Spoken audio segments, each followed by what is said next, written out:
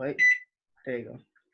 All right, so yeah, we are back again for part two of the Soupr podcast of episode 3. Obviously, because from yesterday, we were saying we're gonna continue on with our racist moments that we've encountered through our lives. So yeah, let's just begin. I saw Jarvis post something actually on his Instagram page about the 7 instances that he's come across the racism. Obviously, in my opinion, I think it's more than 7, but it's just the ones that stand out the most in his life and the most Jarvis ones. Yeah, the most significant ones. Shout out to the bro Jarvis. Shout out to the bro Jarvis. Jarvis, man, we love you, dude. No matter if you're in Thailand, Sweden, Norway, America, San Francisco, you know, these guys everywhere, man. Yeah, shout out. I think he's back in England, but he's in Sweden. I think he lives in Sweden now. I think so. Does he? Yeah. I think there was one that stood out for me with Jarvis, where a girl called him a PAKI, like that. That was just like because Jarvis is a mixed race guy as well. He's half black, like half white, and for the girl to come out like that, it just shows it just shows the what's the word I'm looking for now? The stupidity, the ignorance, exactly. Yeah. For me, I'll start off with one that's in my mind. Huh? How does he show ignorance? Because the girl thought that he was like an Asian dude when he doesn't even look like an Asian dude. Bro, listen.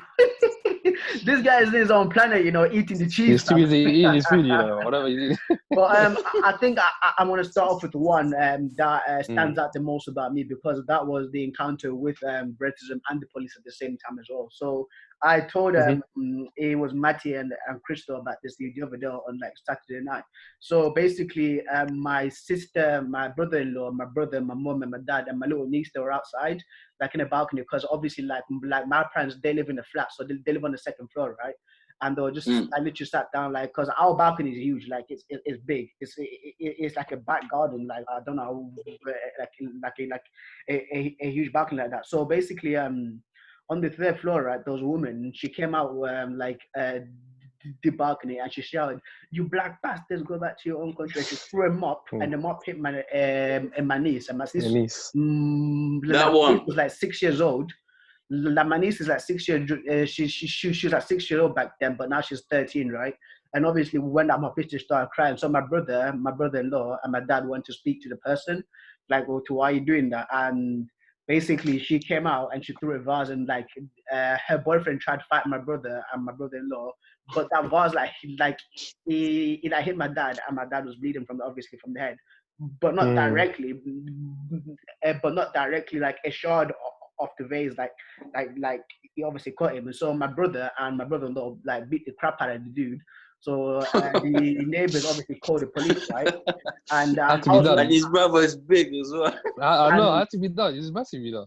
And like the thing is as well, like when the police came, right? Because obviously like the neighbors called the police. Like when the police came, right? I was with my Congolese friend Danny and his brother and my cousin Junior, and we're all playing like Call of Duty, like inside my room, innit? And then, like, when the police came, like, they literally came to my room and they went, you take a look at these thugs. And then my mom was like, no, you cannot call them that. Like, bro, like, the police came and like, called us, like, thugs, like from the get-go. But, like they were trying to, like, get statements. But obviously, yeah, for me, that was one of the main parts as well. And obviously, like, being followed around like the stores and stuff like that, obviously like being called a black bastard, you know, it's all those kind of things. But yeah, I'll pass on to you guys.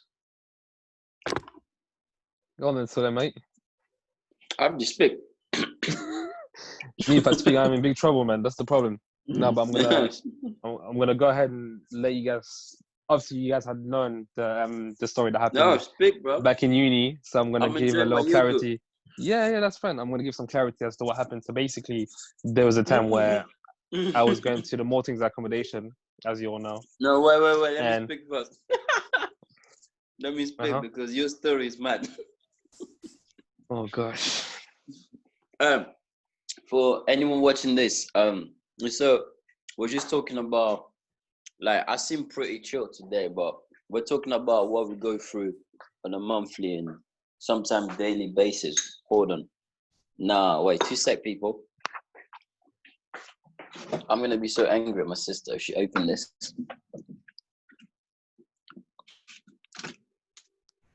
No, she didn't. Yeah, sorry. Can you hear me? Yeah.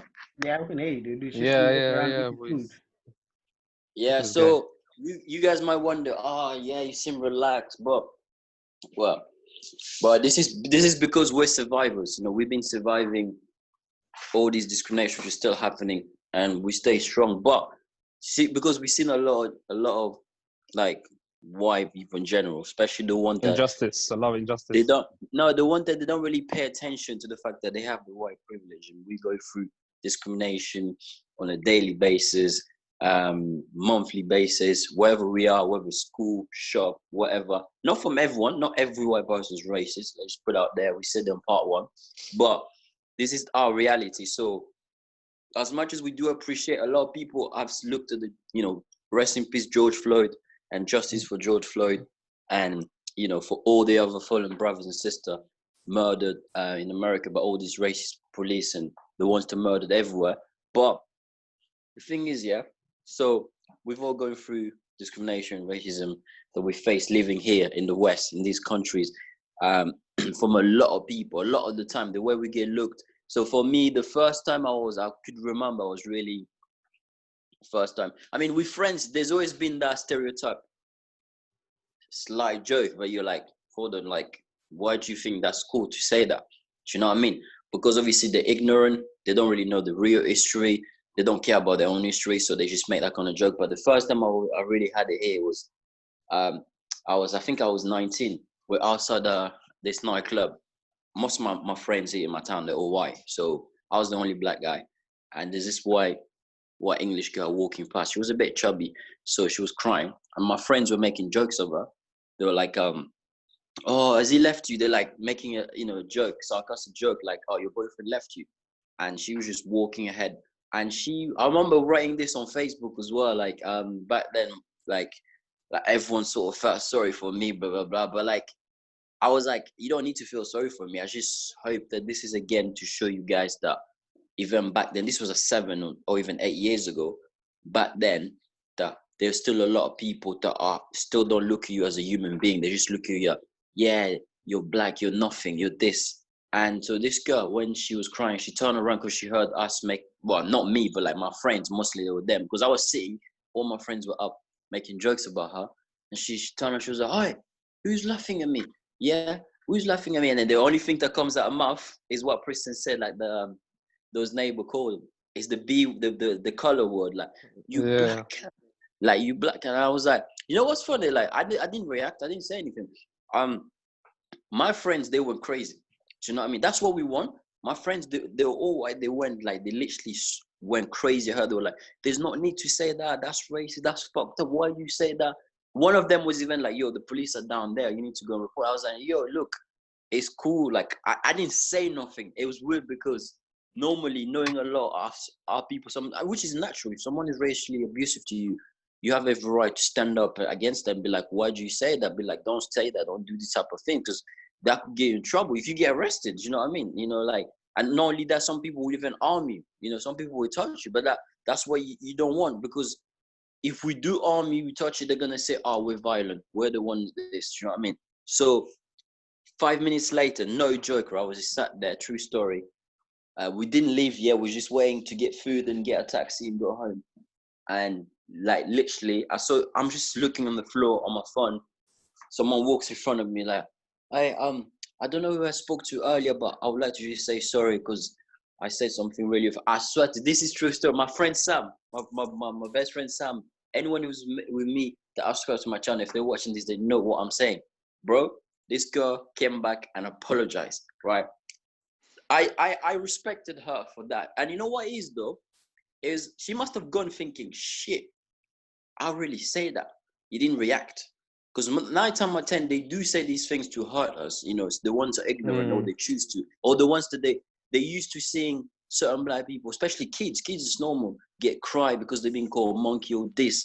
because they believe all the mainstream lies about us. They believe that they act like, you know, slavery was like, yeah, we wanted to be slave. No, like it was not your fault. You were born in a white privilege, but the fact that your ancestors, they went to our places, made us slave, destroy our places because we had minerals, took the minerals, control everything, brought our people here. That our ancestors, they built a lot of these buildings, is whatever is here. They fought alongside yours as well for freedom. And they worked for free. They didn't get paid. They were treated like shit. Their identity was taken.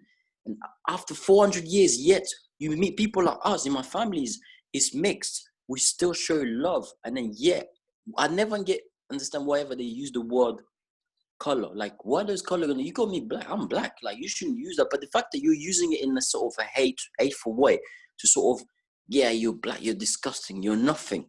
Do you know what I mean? Like, and I was just like, yo, this is crazy, bro. Like, I didn't respond to that. But like, I'm gonna let you speak. Like Christian was saying, we all get discriminated the way we get looked at when we go to the shop. The security, every time they see a black person, they change. The security feel like they're under pressure. They're under pressure every time. It's almost like they get pay rise. It's like they get pay rise. It doesn't even need to be white. It could be black. They change. Go on, Abdi, speak. I think 1 second. No, go on. 1 second. So I'm sure that you two know the co-op like near UCB, right? So I was in the co-op in it, right? And I think I was coming back from training in it, right? And like I was like walk around buying stuff, and then like the security guard, right? This guy was walking around looking at me, like proper looking at me, innit? So after like I'm literally paying for the food, right? And there was a two white couple fam, and tried to leave outside in it, right? And one shopper like, and one guy like who like works, you know, the one like that scans the thing there, right? He's like, excuse me, where you guys think you're going? Come back and pay for that thing. And in my mind, I start laughing. I was like, you've got this dickhead security guard chasing me around, like thinking I was still, but it wasn't even me that stole. It was just in my mind. I started laughing. I took my thing and I walked off. But the thing is, though, bro, security guard, especially when they follow me around like the shops, right? I quickly like walk around the aisle and then I start walking behind them. Like I literally start walking. You trying to catch them out? You trying to catch them out? Yeah. Literally, just to mock them because I take the piss out of them. I'm like, you're so stupid. But yeah. Yeah, Abdi, go on, speak. Story. So obviously you guys know what happened back in uni, where there was a time where I had to go to the Maltese accommodation, which is the uni accommodation, and past a certain time, you're not allowed to have any visitors. So bear in mind, I just come along 10 o'clock, you know, I'm waiting for someone to open the door to the gate, to the accommodation. And I think there was about 2 or 3 people that walked past me, but the security stopped me, right? So instead of asking for their keys, he asked me directly, oh, where's your keys, blah, blah, blah. So I go around and tell him, look, I'm just here to visit a friend, da, da, da, da, da. It's not the time yet for me to be out of the accommodation. I know my right kind of thing. He was like, nah, man, you need to leave. So obviously, like, I'm trying to understand where he's coming from. Like, what do you mean I'm trying to leave? Like, you haven't spoken to any of these guys, but you're speaking to me and telling me to leave. I'm saying, no, I'm not going anywhere. And then, so we're having a back and forth conversation. He was like, listen, mate. I said, first of all, I'm not your mate. Stop asking, like, we're not By friends. the way, Abdi, I'm not gonna cut you there. Just for people that don't know, we all 3 of us went to the same uni. We all faced the same discrimination from these white security guys. On God, like, just speak. We got more to say. Go on. So obviously, so we're having back and forth. I'm telling you, I'm not your mate. I'm not your friend. Listen, me and you will be the last friends in this earth. Blah blah blah blah blah. So long story short, he's like, okay, well, fine. I'm gonna call the police. Well, I was like, well, call your police. I know my rights. I know the rules of this accommodation. He was like, nah. If you don't know the rules, go check it online yourself. So anyways, long story short, I don't know what happened, but I left the accommodation now, you know, go about my business, whatever. The next morning, I swear to God, I received an email from the accommodation manager. Simon. Yeah. So say his name, bro. This is my channel. Yeah, this guy said, of course. Listen. So he's like, Mr. Duran, I would like you to see me at 9 o'clock in the morning, blah, blah, blah, blah, for a meeting. If you do not attend this meeting, we're going to have No, bro, say clearly. Whenever he sends an email, from every time he hears a thing from his security people that they're racist, it's never like, and normal. Like it's like a threat. It's a threatening Exactly. email. It's Exactly. almost like Or you're thinking, shit, have I killed someone? That's what I'm saying. so me being me, I was like, you know what, let me check it out. Let me see what he has to say for himself. So I come in, normal 9 o'clock, whatever. He goes, do you know what's this meeting is about? I said, I roughly have a low idea of what it's about. He's like, do you wanna tell me, or should I tell you what actually happened? Like, for us to discuss what the matter that happened yesterday. I was like, well, I would like to hear from you first. So, okay, go on. So he was like, there has been an incident with a security guard where you racially abused him. I said, okay. Yeah. I said, okay. I said, how so? He was saying things like, oh, obviously, you speak better English than I do. I'm not your mate, blah, blah, blah. So basically, he was just waffling throughout the whole meeting. He was basically saying how the discussion that I had with the security guard turned into a racial profiling kind of thing. So I was like, okay, cool. So what now? So he's telling me basically, due to me being a threat to the accommodation and to the security guard in question. Of course, like, you're black. You're a threat. Of course. Me being black. Coming. I've got So mine anyways, too. Yeah. he's like basically, you'll be temporarily denied access of the university accommodations.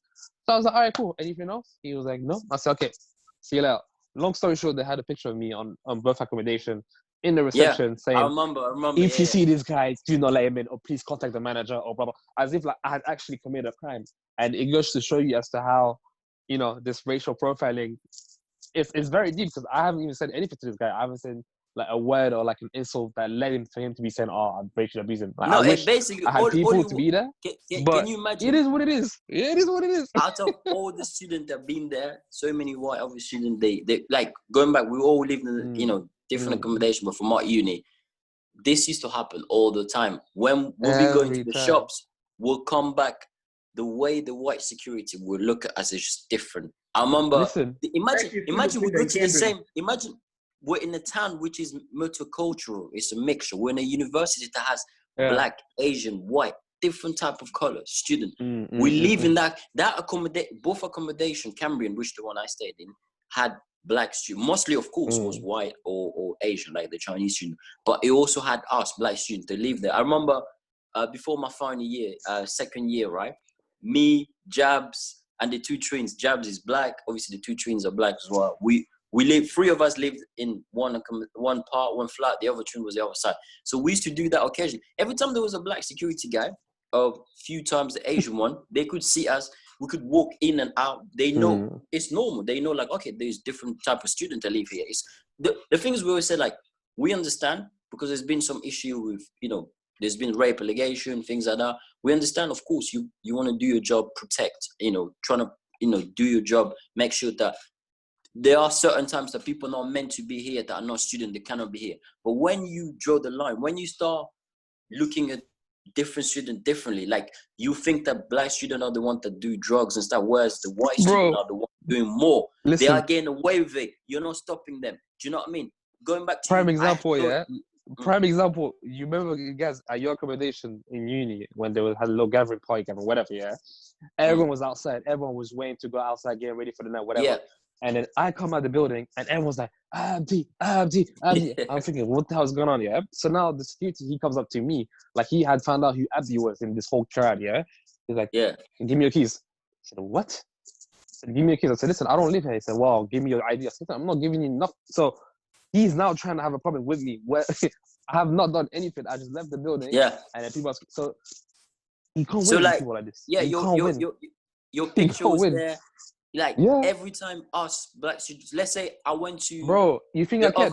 I'd still go to accommodation like you and more things. And I'll see you guys. I'll stay in I'll see him. I'll go hide. I don't care. I'm leaving till 6 in the morning. You can't care. You think this guy was going to ruin my last 6 months of my uni? Y'all must be bluffing. I said, fuck him, fuck Simon, fuck everybody. The moment I realized those like accommodation from the main guy, Simon, the main president, to the security guy they employed, that they were very discriminative and racist towards like minority, black and brown, majority us, is that everyone remembers this story when I never went out that night. I was in my room. Bro, literally, I couldn't believe I'm waking up to an email. Do you know how racist this is? Because, no, big man thing. Listen, but sometimes you have to laugh it up, bro. Sometimes I know. That's what we tell people. It's funny. Laughing, but this is our reality. This is what we go through. It's like when people say, "Oh, all Chinese people look the same." They don't. because you've never lived maybe with some for you to understand. Or all black people, we don't. Everybody, we're all human race, that's true. But in terms of the look-wise, the future and stuff, everybody's different. Some people have big head, small nose, like, but we're all human. But in terms of like some people are a bit darker, we don't all look identically the same. So you cannot discriminate. You cannot stereotype and be like, oh yeah, that person did it. Yeah, let me just call any random person that looks like them. That's racism. That's discrimination. You can't do that. So imagine, yeah, I'm in my room, never, and you know, even when we used to go out, we'll come back. When have you ever seen me come back, even if I was a little bit tipsy or a little bit drunk, go and knock randomly, you know, at the whole manager's door, things like that. So yeah, it makes no sense. it was another friend of us that Preston knows very well. He was the one who was out of other people. So he wasn't even staying in accommodation. He was staying at, was it Paul, right? Paul's room. Paul or Preston's. Yeah. Was he staying at, he was staying at one, your room or Paul's one, but whatever. He was staying in camera. Not mine. Okay, right. So this guy, because obviously there's camera, right? He was the one knocking. Imagine, I was the only black person living in Cambria back then. It was me, Preston, Byro. I think there was only 3 of us. So he was knocking a door. And then I woke up in the morning. And you know what was crazy? Because when I had that, yeah, I remember it was after, because this was, the reason I know that waste man called me, because this, you guys don't know this. The first time he actually ever called me, and this is how you know, again, racism, yeah? It was, so I used to live with a gay neighbor, and you know me, I don't judge or look at like, bro, you guys have seen me talk to gay people at uni, and I know I've got friends that be like, nah, I'm not gonna talk to them to get like that. Do you know what I mean? Like, I'm like, nah, bro, like, it's cool. Like, I mean, we talk, but anything else apart from that, no. But we talk. I don't discriminate. I don't care where you're from, how you look, your religions, whatever. I'll talk to you. You know what I'm saying? Exactly. Bro, my neighbor was obviously transgender, like, no, not transgender, he was gay, but like, it was cool. Like, me and him, we got on so well with some Czech Republic. Really cool guy. But after a while, like, I realized, like, this guy was, like, moving mad. Then I started meeting my French friend. Like, one time, yeah, I'm saying hello to my friend. This was way before Preston. This was the year before Preston U came. This was first time around I was at uni. So, that's September back then. Like, I'm waving at the French guy, Jeremy, the big guy, yeah?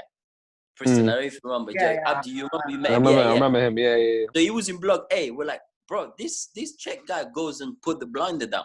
I'm like, yo, what are you doing? Even I was with this Romanian girl who used to live with us. She was like, yo, what the hell? And then this guy was like, it's not television here. You know, like, it's not this. I'm like, what? I'm like, yo, bro, shut up, man. Like, what are you talking about, fam? I'm like, who are you? Like, bro, you can't stop me to say hello and talk to my other friends, you know. So then I felt like, what? Do you, I'm like, bro, I'm like, yo, listen, maybe in my head I was thinking, maybe this guy low-key likes me, you know what I mean, or some show. Maybe he's just jealous, like, he wants me to just be his friend. But then I just told him off. I was like, bro, you can't be telling me who I should talk to. Bro, we obviously massive argument. So this guy went to report me to Simon. And you know this guy, yeah, whenever they get a report that it's a black person color, the stereotype that we are the one criminal, but like, we know how the history started. Bro, straight away, man called me. Then I went to confront him. I was like, well, obviously, I told him, I was like, well, obviously you're going to believe that because you know who I am, you know my skin color. And I was like, I was like, if you think that I did threaten him, right? How come we still live there? I never touched him. I never and you can't say that because we all live with different people. We live with a mixture of people from background. We live with females in our accommodation. That is absolutely nonsense. I don't know why did you call me here, but bro, that. And then the Blessing one, his name is Blessing. I wake up in the morning, I got this email. Oh, if you don't come here, there's going to be disciplinary. I'm thinking, wait, why am I being called? I didn't go out last night. Even when I go, I don't do anything. Why am I being called for something that I haven't done? I went to face him. This is what he tells me. Obviously, I'm just doing an investigation. I'm not saying it was you. Then I looked at him, I was like, you're not saying it was me, but you're calling me. I was like, did you look at the camera? He couldn't even answer that. I was like, you have camera, right? He couldn't even answer that. So I was just like, yo, this guy is crazy, bro. Like, this is pure discrimination for something that I didn't do. So he didn't even know what to say. We need to do another part. We need to do another part. So this is, we cut this and then we continue. Okay. Because there's more to say. Stay tuned, guys. Stay tuned.